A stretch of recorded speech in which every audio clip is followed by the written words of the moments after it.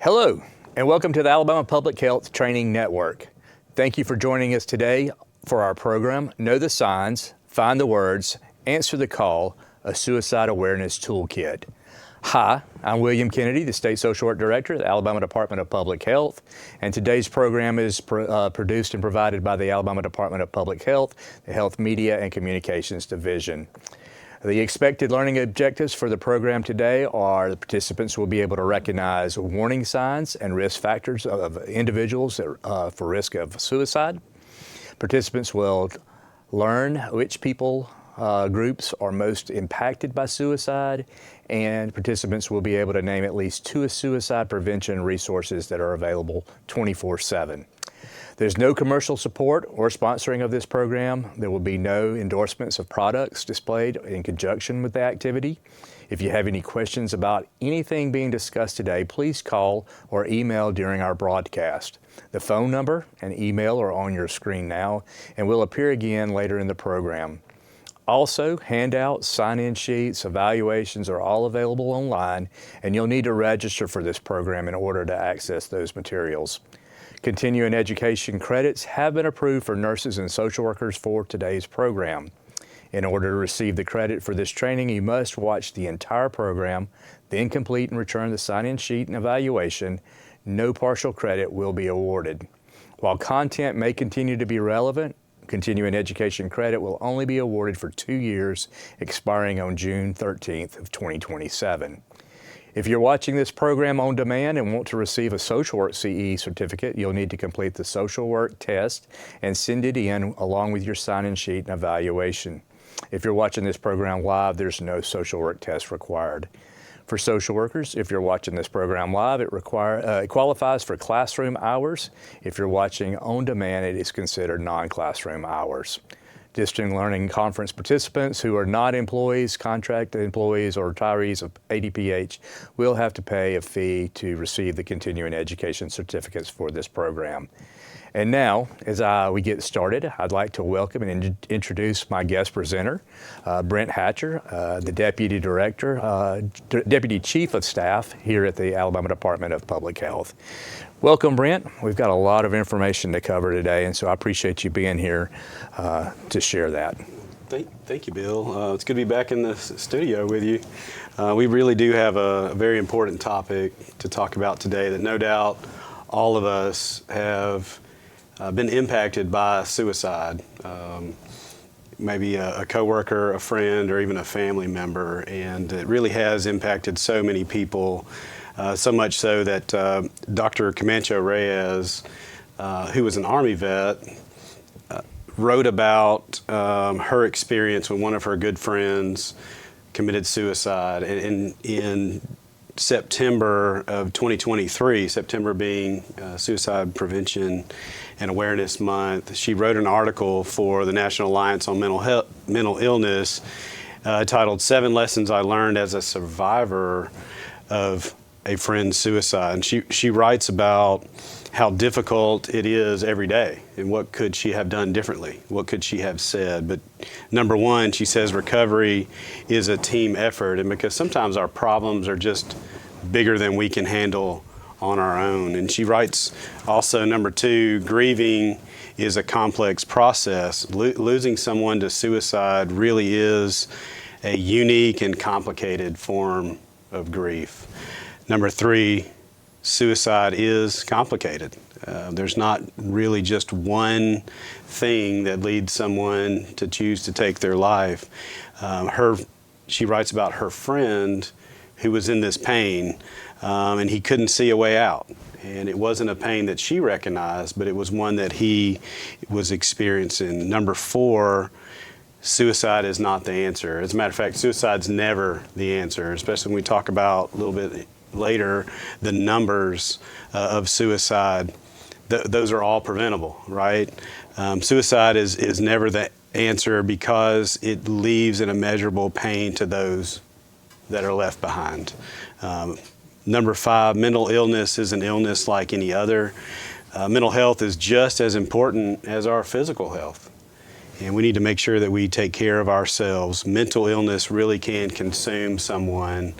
And number 6, breaking stigma means speaking up, and that's why you and I talk about this today. And we want to talk about it. We want people to realize you're not alone. There are lots of people that struggle with thoughts of suicide.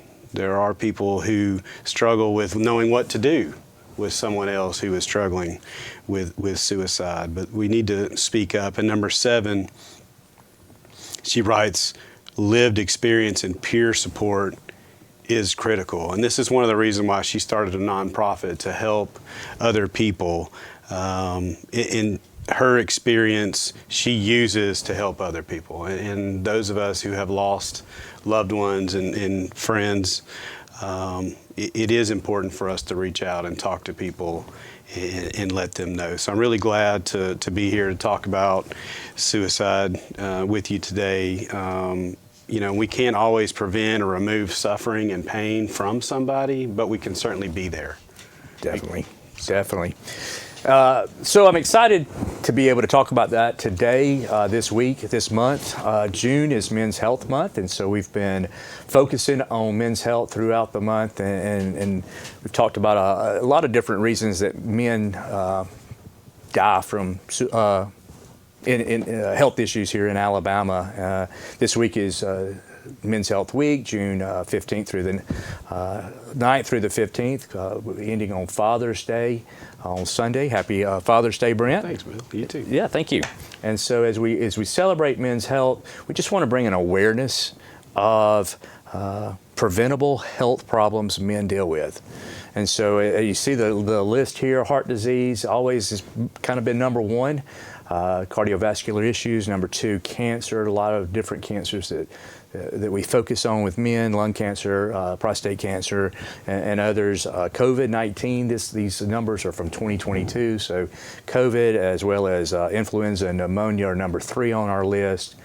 You know, unintentional injuries. Unfortunately, men are oftentimes involved in jobs or work that's dangerous. Also, we don't always maybe make the best decisions, Brad. Risky behavior. Yeah, risky behaviors. And so, unfortunately, those create injuries as well that end up creating death. Strokes is number 5 there on the list. And so again, cardiovascular issues, chronic lower respiratory disease. This is kind of like your COPD and your emphysema, things related to smoking, or maybe even jobs that put you in harm's way of chemicals. Alzheimer's disease hasn't always been on the list, but in the last 5 or 6 years has moved up. And I think that's probably related again to cardiovascular disease, diabetes, nephritis, kidney disease here in Alabama. Quite a few folks that are on dialysis and things like that. Sepsemia, and then the last on our list, suicide, which is our topic for the day. And again, all of these conditions, all of these issues are things that we should get regular checkups on. I've talked about it in years past during Men's Health Month. I want to continue to talk about making sure you have a primary care physician. Oftentimes, you hear men say, "Well, why do I want to go to the doctor? I'm not sick. I only go to the urgent care or the ER, when I've got some sort of injury or something." And the reason for that is early detection, being able to get diagnosed and get treatment for that. And certainly we can learn from our physicians and the healthcare professionals about healthy behaviors, whether that's eating right, exercise, things like that we talk about. And then finally addressing mental health. And so let's talk a little bit more about suicide, dive into some of the numbers here. As you can see on the screen, 12.8 million Americans think about or have thoughts of suicide. And we're talking about seriously thinking about suicide, those numbers. And I'm sure there's probably even more that have brief thoughts of suicide, but these are serious thoughts. And 3.7 million of the Americans actually come up with a plan. They have a thought, and then they put a plan in place of how they're going to end their life. 1.5 million Americans attempt suicide, And on an average, in 2023, there were about 49,000 people who actually died by suicide. So Brent, that's like one death every 11 minutes here in the United States. That's a staggering number, Bill. And, of that, every day, on average, 17 of our veterans die by suicide. And so it's a huge issue here in the United States, a huge issue here in Alabama. As we move forward, we talk about disparities. The suicide rate among males in 2023, 4 times higher than women. And males make up about 50% of our population, but nearly 80% of suicides are by men. And so it's something we want to talk about, something we want to address. And again, like we talked about, we're not really good at asking for help. Yeah. We think we should be independent, self-sufficient, and so we don't seek help. Mm-hmm. And so a little bit more about suicide rate disparities. When you look at the numbers, the Native American and Alaskan Native populations are by far the biggest group, 23.8 per 100,000. That is a large number. And then whites are the second number at 17.6 per 100,000, and followed by Hawaiian natives and Pacific Islander. And you can see some of the other groups on there, but those are the top 3 suicide rate and disparity. When we look at the groups themselves, here's the top 6 groups. You've already mentioned veterans being a large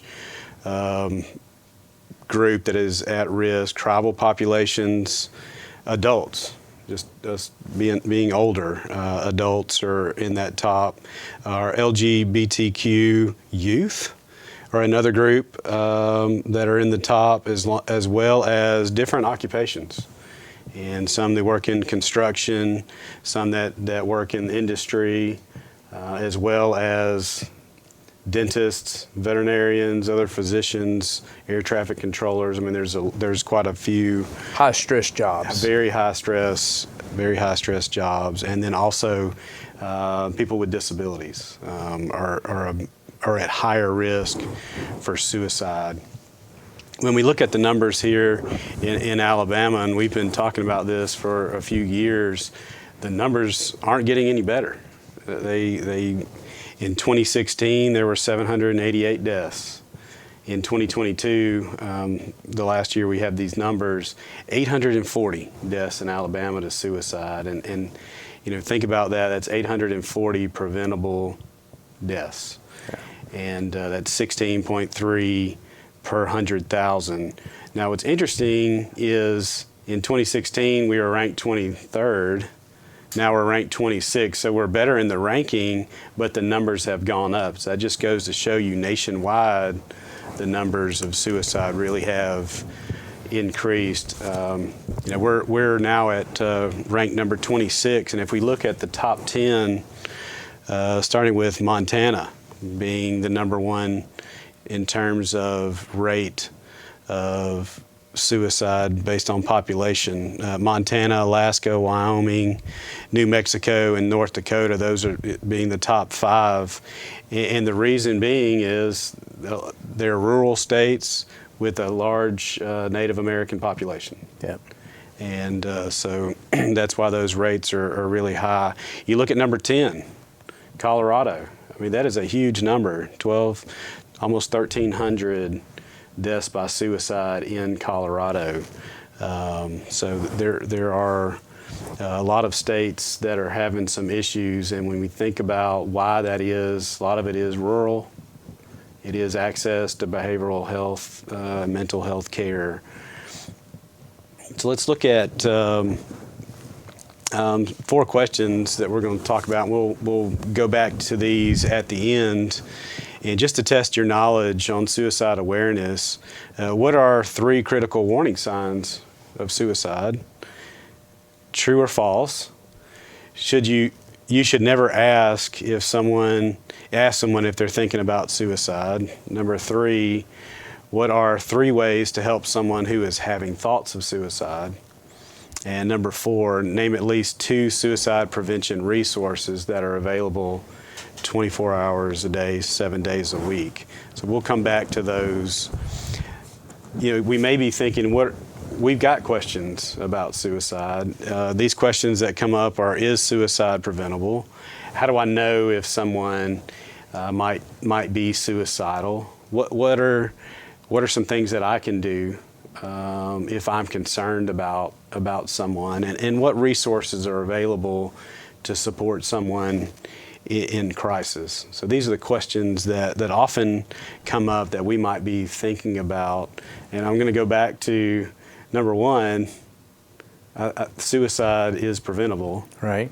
And a lot of it is we need to care. And I know we're busy, but we really do need to care about our family member, our friend, and our coworker. The causes of suicide are quite complex, and it's not just one thing. It's not just one factor. It's multiple things. And it's not because someone has this one factor or someone's facing this difficulty that they are even, thinking about suicide.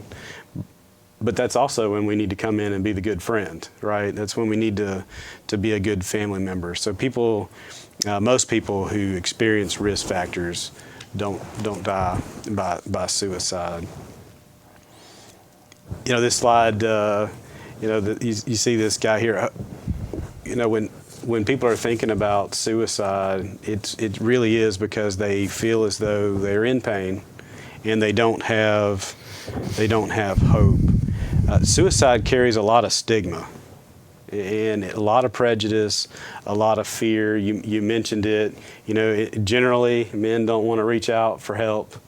We're not going to ask for directions. No. We're definitely not going to ask for help and have others think of us as weak, or as somebody who can't handle their own business or whatever. That's right, and it may be too. I don't want to be a burden. Right. I don't want to be a burden on my family member. I don't want to be a burden on my friend. I'm supposed to be the one that takes care of everybody else. Exactly. But most of the time, it's not that people really want to die. They just can't get past their pain that they are in. And so we're going to be talking about that. But we really do need to reduce the stigma of having this conversation, that people have a fear. They'll have a fear at work to even talk about it, because it's going to hinder my ability to progress in the workplace, to get promotions, because I'm less of a person, I'm less capable, because I'm thinking about and fighting thoughts of suicide. Yeah, so what can we do to prevent suicide?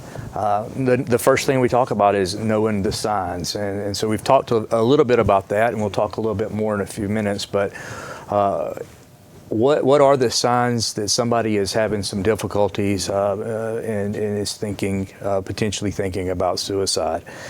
Next, ask the question, be direct. Are you thinking about suicide?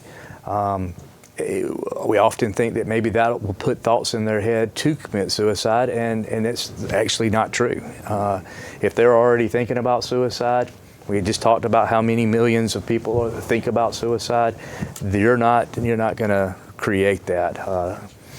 If yes, come up with a safety plan. What does that safety plan look like? And we'll talk a little bit about that more in a few minutes. But one of the things that I wanted to talk about, our Senate, our Congress here in Alabama, just recently passed the Senate Bill 40. Governor Ivey signed it into law, and that's the new law where guns can be voluntarily given by a gun owner to the federal firearm licensee or to city or county law enforcement. And so they know that they're struggling with maybe some thoughts of suicide, and they want to get rid of those guns for a little while, and then they'll get those back. And so a great law that's just been put in place here in Alabama, and so I wanted to touch on that real quick, and we'll talk about some more stuff in a little bit. But having a safety plan, and then treatment, mental health professionals seeking seeking treatment. And there's several different ways that one can go about finding treatment. And so what does that look like? And then finally having a care system. People that are in your circle, people that you can contact. We like to talk about who's that guy I can call at 2 a.m. Who's that person that I can reach out to. And so having those care systems. Bill, when we think about the statistics that you brought up, there are lots of suicides that they know about that they don't statistically they're not listed as suicide. They're the traffic accident on purpose. It's the fall off a cliff. It's the death by cop. Right. So there are some others out there, but we do know that one of the number one reasons and the ways that people do commit suicide is through firearms. So having that bill really can be helpful to help, again, with that plan. And certainly we appreciate our legislature and our governor putting those in place. And then, of course, our law enforcement that are going to have to work with this bill. And so we're excited about that. So let's talk a little bit about what are the difference between warning signs and risk factors. So a warning sign is a specific behavioral or emotional clue that may indicate the suicidal intent. And so if we're talking about behaviors or clues, are they giving stuff away? Are they saying something that leads you to believe that maybe they're depressed or they're thinking about suicide? I'm not going to be here next year, or maybe they just say, y'all would be better off if I'm not here, something like that. And so some warning signs. And then risk factors. These are conditions or circumstances that elevate the risk. And so we talked about stress, those jobs that are very stressful. Talked about, situations, maybe finance or work conditions or things that have changed. And then even times of year, right before the holidays, maybe right before an anniversary or a birthday. Even right now, we're talking about Men's Health and we're talking about Father's Day, and a lot of us are missing our dads. And so those triggers, those times that maybe they were a little higher risk, or an individual's at a little higher risk to commit suicide. And so you're looking for warning signs, you're looking for risk factors. So some of the risk factors include 42% had a relationship problem. And Brent and I were talking earlier this morning, and I shared with him that I had a couple of friends in high school that broke up with their girlfriend in two different situations, two different times of the year, and both of them committed suicide over that relationship. Divorce, those things are 42%. 29% experienced or were going to experience a crisis in the preceding 2 weeks. So something was going on in their life immediately that they just weren't able to deal with and didn't ask for help to deal with. 28% had a substance abuse problem, and unfortunately, substance abuse can be tough. Yeah. Something tough to deal with, and often leads to, not often, but can lead to suicide. 22% had a physical health problem, and so something new in their life or something that they were recently diagnosed with, and just didn't feel like that they could go on. 16% had problems with the jobs or finances. I just talked about that a little bit. 9% are dealing with a criminal or a legal problem, and so something created this difference in their life, and then from a legal standpoint.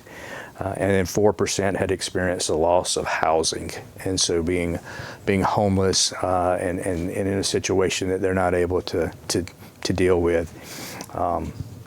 In addition, mental health disorders. We've talked about that a little bit.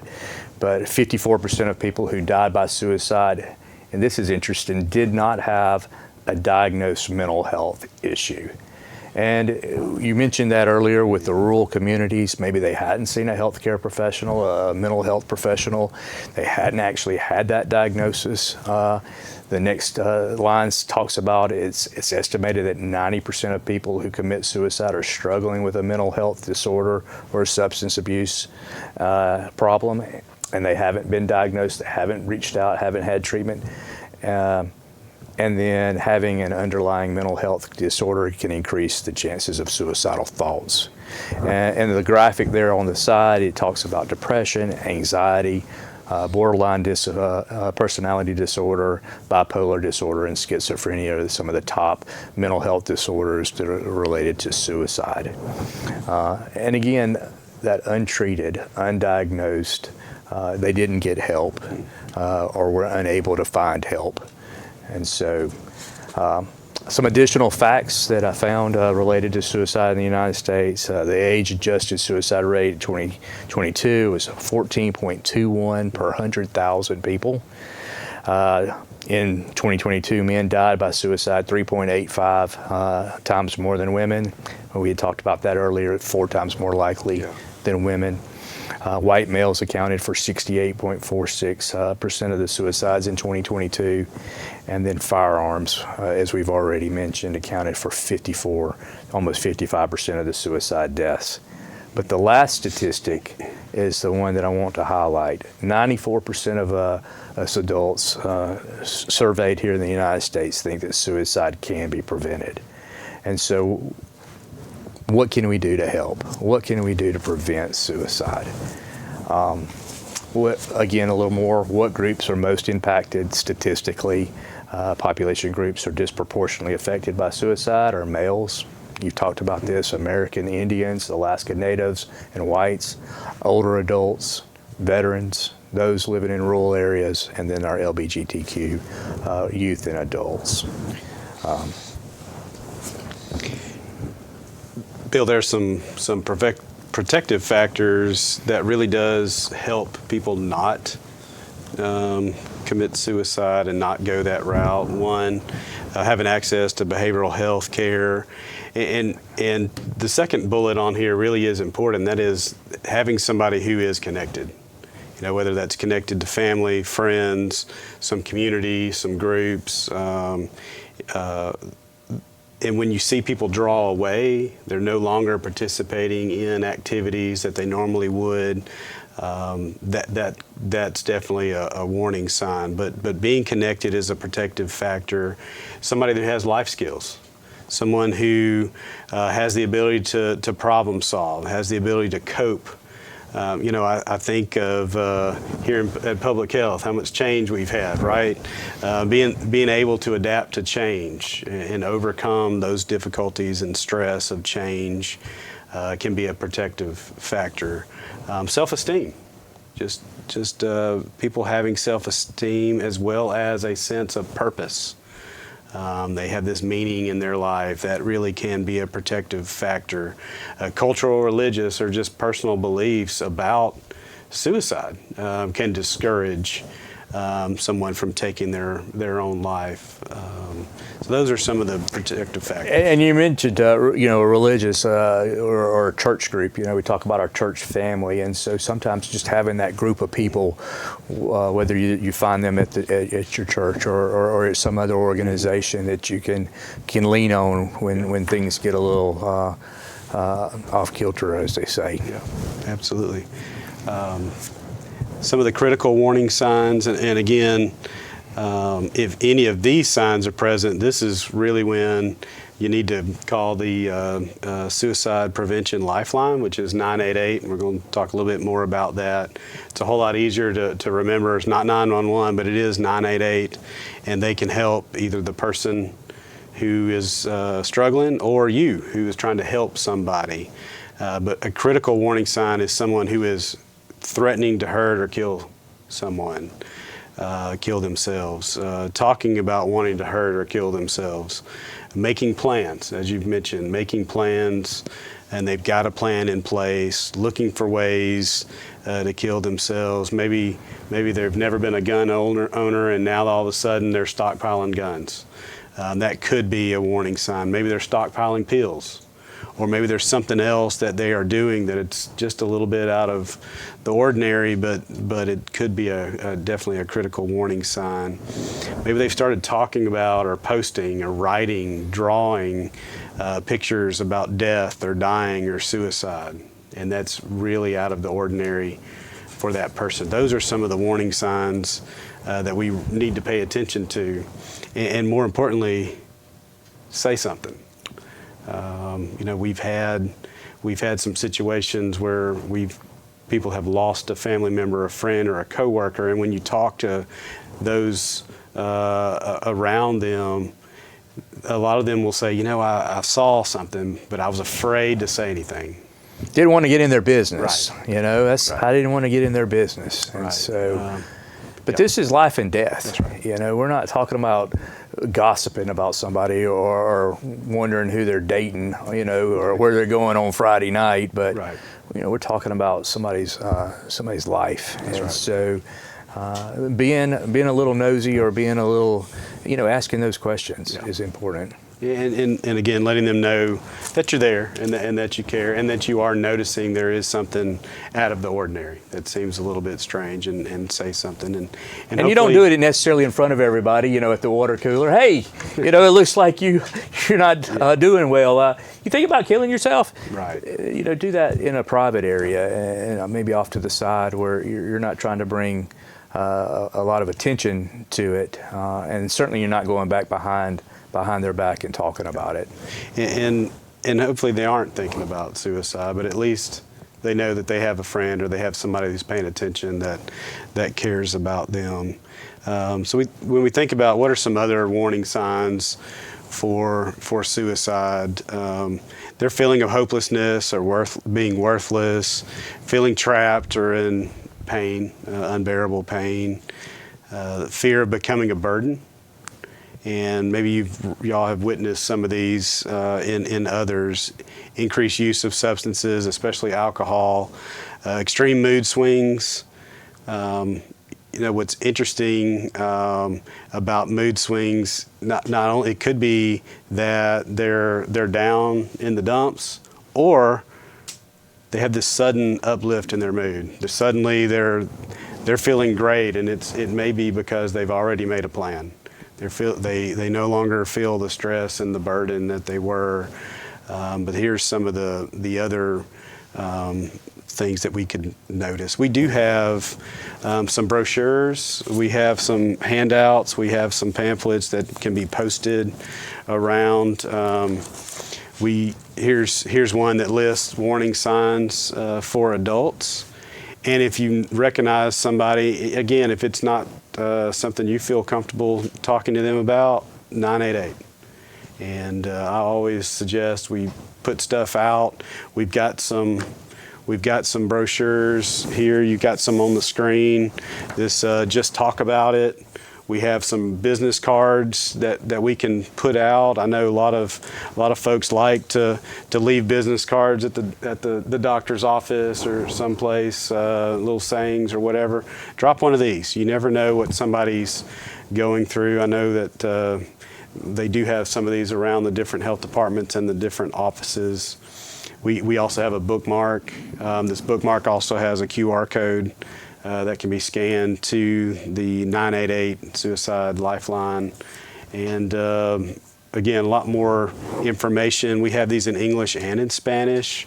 So if you're interested in getting any of those, my contact information, bills will be at the very end. Just send us an email and we'll send those to the right person to make sure you get these. Suicide proofing your home is another big one. I know we've had questions about teenagers. What can I do with my teenagers who I fear is going down the wrong struggling with something and need to protect your home. Yeah. Right. So those are some of the brochures. I want to talk here about having the conversation and getting ready. You've noticed some critical warning signs. You want to talk to somebody. You want to talk to the person about it. Take a deep breath. It says create a safe environment and give yourself time. And really, it's not about you talking. It's about you listening. It's about you listening, being prepared with resources. 988. That should be easy for everyone to remember, but we definitely want to listen more than we talk. And if it is somebody that's close to us, we need to have our own support. We need to have our own support. Maybe we're we're struggling because this person in our life is thinking about suicide and they're talking about it, and we're wanting to try to figure out what we can do to help them. So Yeah. So this next slide is a sign. I was up in Washington, D.C. last year for some training, and as I was walking back to my hotel, I saw the sign and took a picture of it, sent it to Brent, and it's just there in the neighborhood. And so I just want to talk a little bit about the 988 number. Prior to 2022, we had the suicide hotline. It was a 1-800 number, and it's kind of hard to remember that number. And so the national NAMI, I think, sponsored some information to Congress, U.S. Congress, and they voted to create a task force that came up with, hey, let's have a simpler number.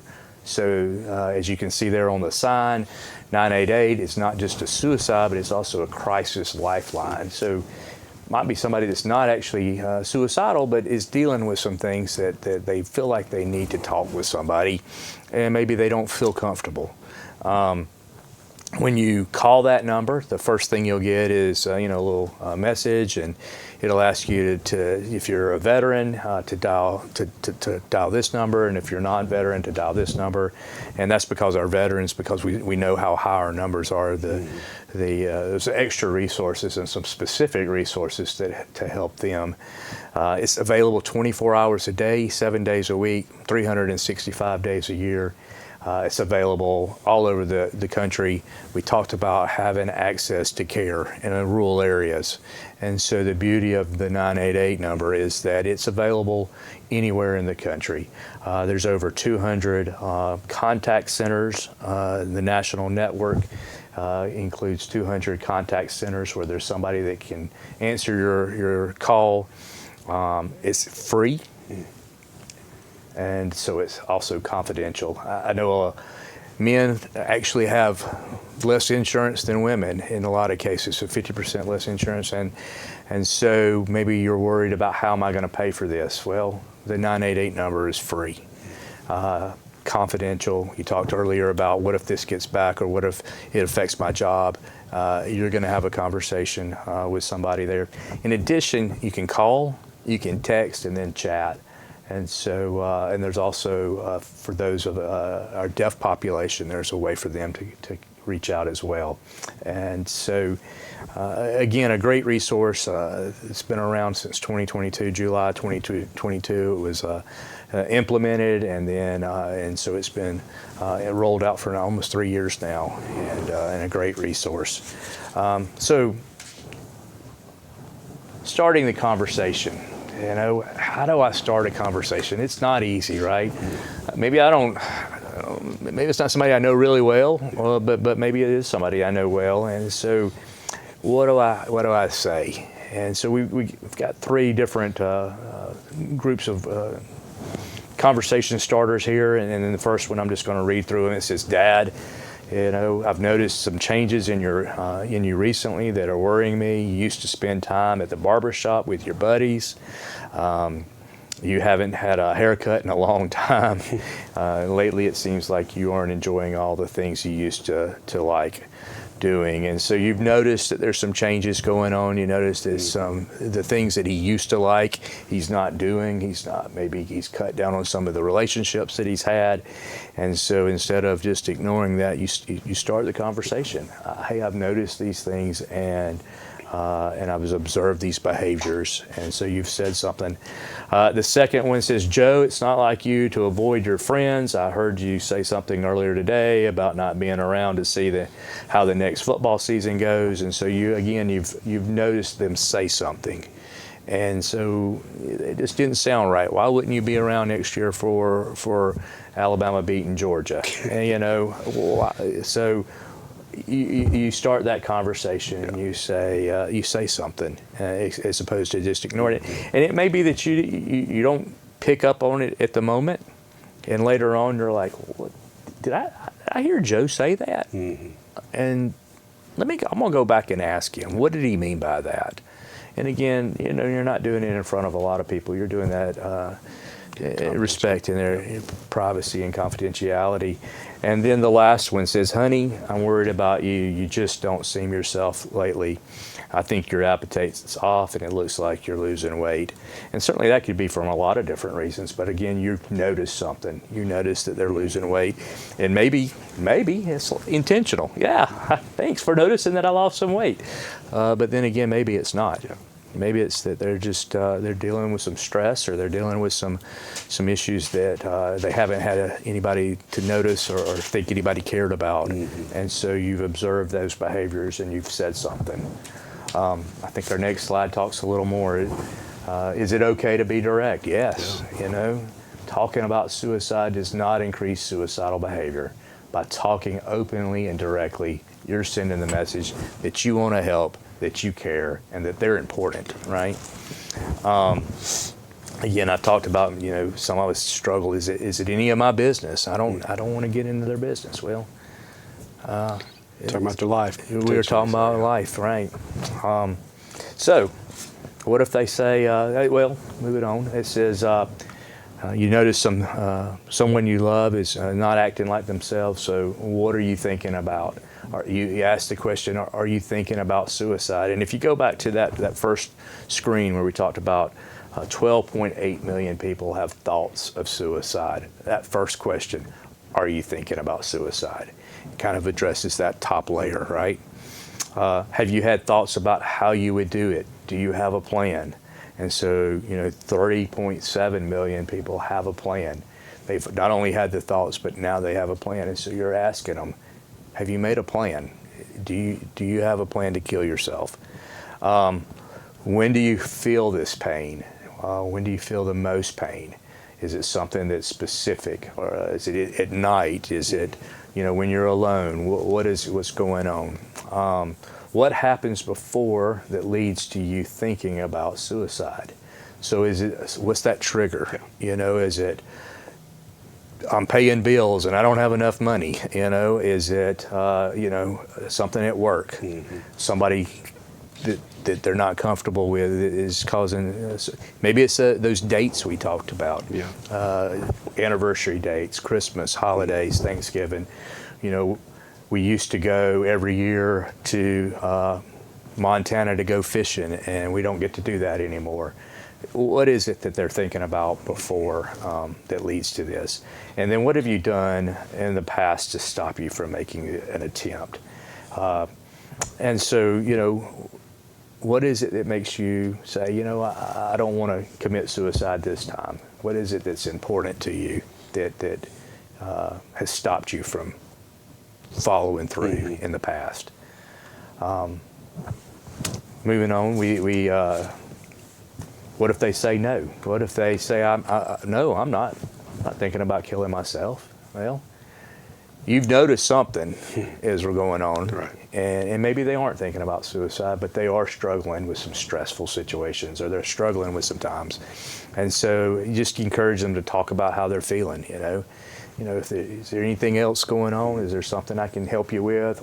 Again, you're just letting them know that you're there, that you care, and that they're important. Because they may not be truthful about it. Yeah, and they may not be being honest with you. They have had those thoughts, but maybe they're not further down in the process. And so support their coping and their resiliency. Ask them what helps them feel better. Encourage them to reach out to resources such as the Suicide Prevention Lifeline, that 988 number. Remind them that you're there for them. Maybe they don't want to talk to you. Maybe they don't feel comfortable talking to you. Let's let them know that there are other people out there that they can reach out to. Listen without judging or lecturing. Yeah. That one can be a tough one, right? Yeah. Well, one of the questions I do like is, you know, what did you do last time? Obviously, this probably isn't the first time that you've had this problem. So when this happened before, what did you do? Right. Right. What did you do? And so I like that question to bring up to them and kind of get them saying, you know, I've been here before, and I've gotten through that. Even if they're not being honest about, you know, what their thoughts are, at least they can think about those things. Sure. And the last here, be vigilant. You know, maybe they're not being honest with you. but let them know that you care and continue to check on them. Yeah. I mean, again, this is somebody you care about, somebody that you have an interest in, somebody that you've noticed, and so you want to just, hey, how's it going? Yeah. How are you doing? Is everything going okay? And I know that's something you and I do, Yeah, when true. we're going through some things, and we just check on each other, and it could be just a text. Hey, man, thinking about you. Hope you're having a good day. Happy Friday. That's what funny memes are for. Yep. And so sending those memes or just getting a chuckle out of somebody. So. Then the question is, what do you do if they say yes? I have been thinking about taking my life. I have been thinking about suicide. We've heard the number; it's pretty big of those who do think about it. So we need to take it seriously. I wouldn't brush it off. We need to be calm about it, and we need to thank them for being honest. Thanks for being honest for that, and encourage them to reach out for help. I'm not qualified to go beyond a certain point. I can certainly be there. I can be a friend. I can listen. But when we get to this point, there probably are some extra resources that they need to reach out to. So I need to be able to provide them those resources, and because I am there for them, and I want to make sure that they are aware of that. I also need to not be judgmental. And it could be that in their mind they think it's a small problem, or I will think it's a small problem. Well, obviously it's not. Maybe it's something that I don't struggle with, but it is definitely something that they are struggling with. So I want to make sure that I take that seriously. I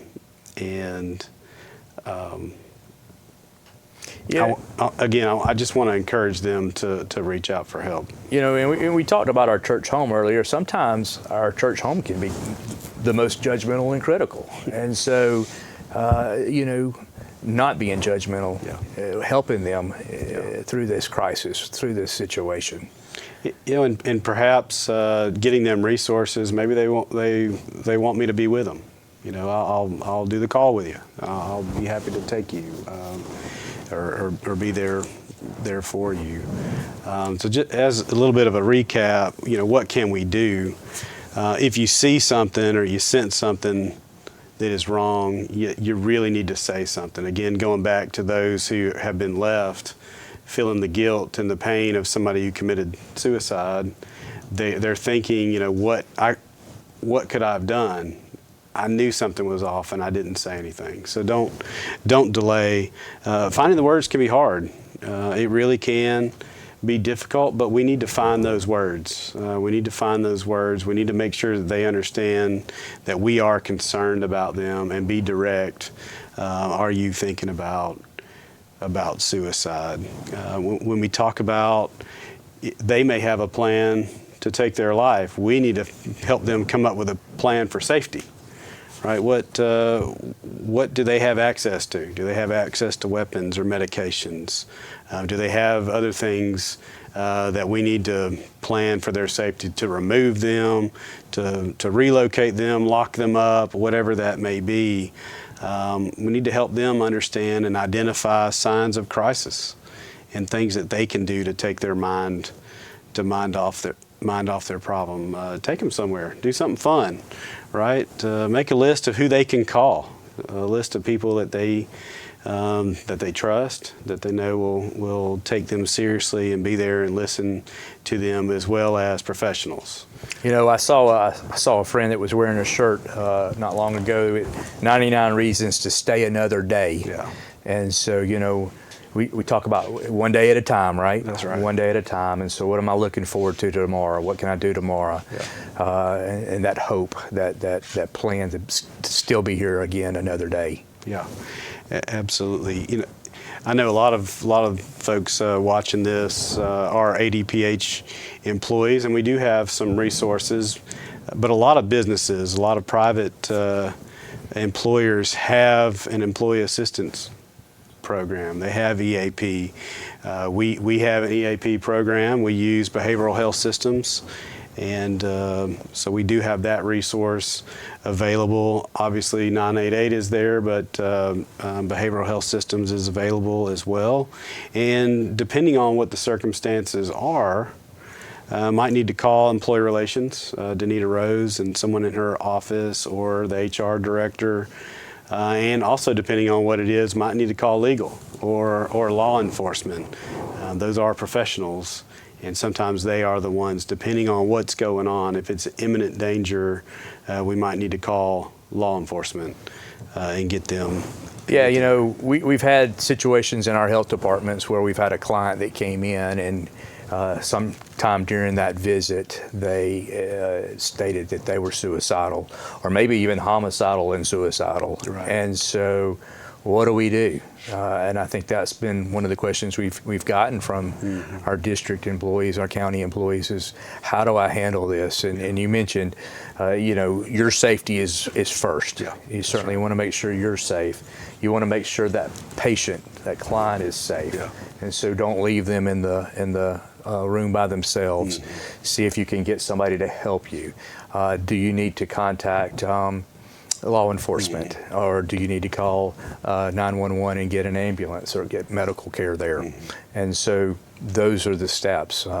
We don't want you putting them in your car. Right. We don't want you to take that liability on you. Certainly don't want you to be in a situation where you're not safe. Yeah. And so it may be that you need to go to ask for even more help. Yeah. Yeah, there are some additional resources as well. Again, 988 is the lifeline. That's the number to call. And we want people to know they're not alone, right? 12 million folks think about suicide in the U.S. There are a lot of other resources out there, a lot of online resources. This one in particular, the Alabama Suicide and Prevention Coalition, was actually started by a grant from the Alabama Department of Public Health. So there are some resources out there if you'd like to volunteer to help with some of these resources, to help with education. They have those available as well. So we talk about law enforcement and 911. You know, it can be really difficult to make that decision to call 911. A lot of times we think somebody's going to get in trouble, but we really do need to think about the safety and security of not only ourselves, but that person, those around us. Sometimes we fear that we don't know what to say.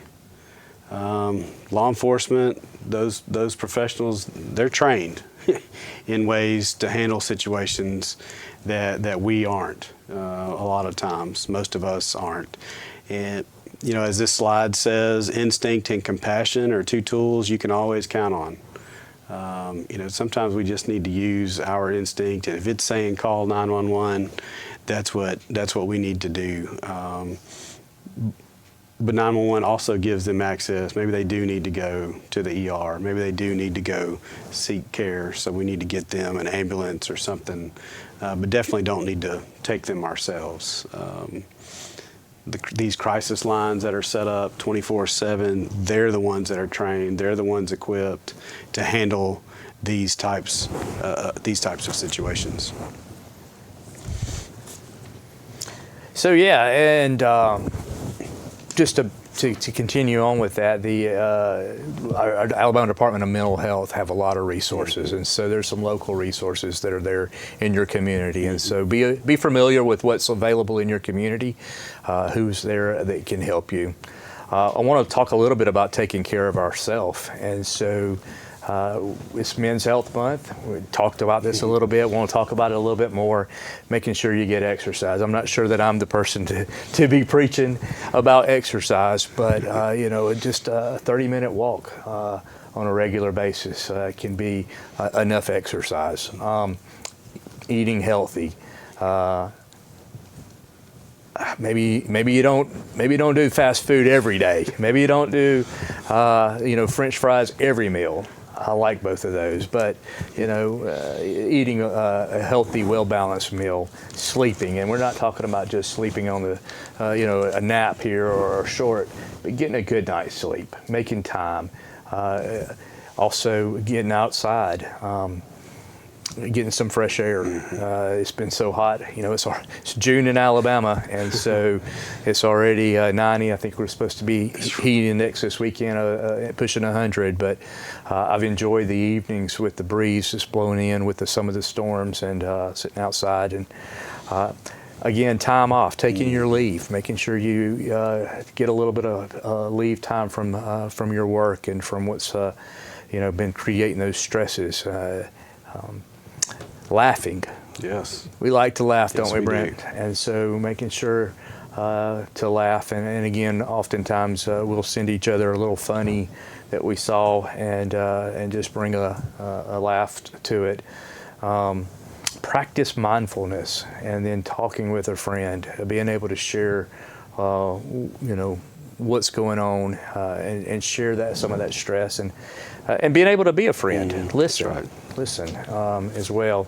I want to talk a little bit about breathing here. It says breathing exercises can shift your current feelings, connect you more deeply with your body, can help calm your nervous system. Breathing helps reduce feelings of stress, helps reduce anxiety, and calm the mind. I'm a social worker. I don't know all the health.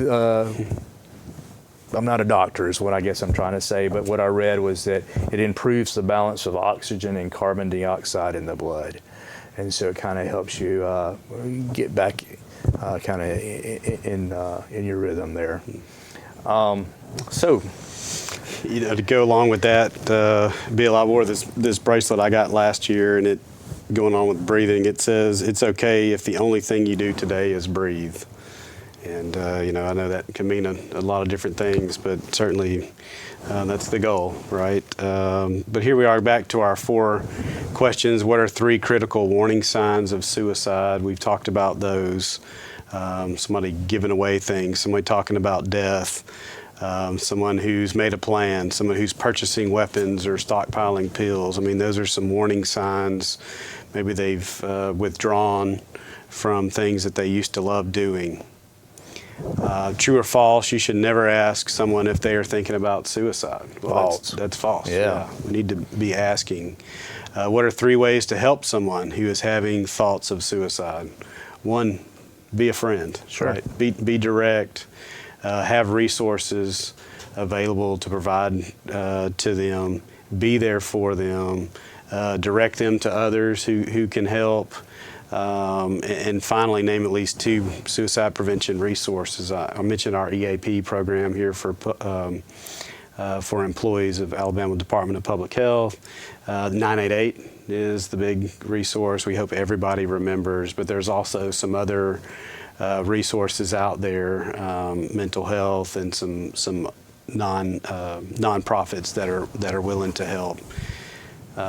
One last thing I want to mention is kind of the symbol. I know, Bill, you mentioned about the sweatshirt with the 99 reasons to live another day. And this is the semicolon. And I'm not an English major. I know some are. But the semicolon is used when the author could have chosen to end their sentence, but they chose to go on. And so this has kind of been picked up as a symbol for suicide prevention and awareness. And so hopefully you can see those out there. I know Bill and I both have pins on with those same colors today. Yeah, so certainly thank y'all for being here with us today. And Brent, I appreciate you sharing with us. Again, not an easy topic to talk about.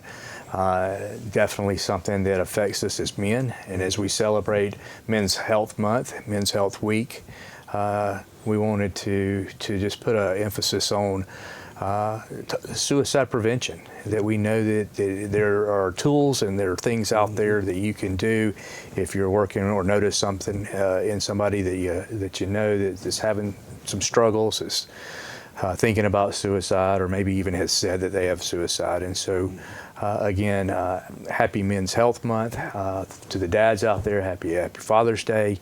And so seeing no questions, I'm going to go ahead and finish up here. It says, if you have any questions that you would like to ask, now is a good time to send them in by email. Any questions in the room, anything that we can answer.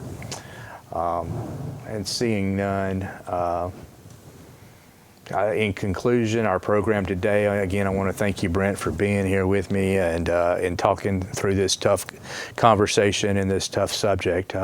Please remember that you can refer back to the training and resources anytime on demand, and hopefully you'll have a great day. Thank y'all for being here.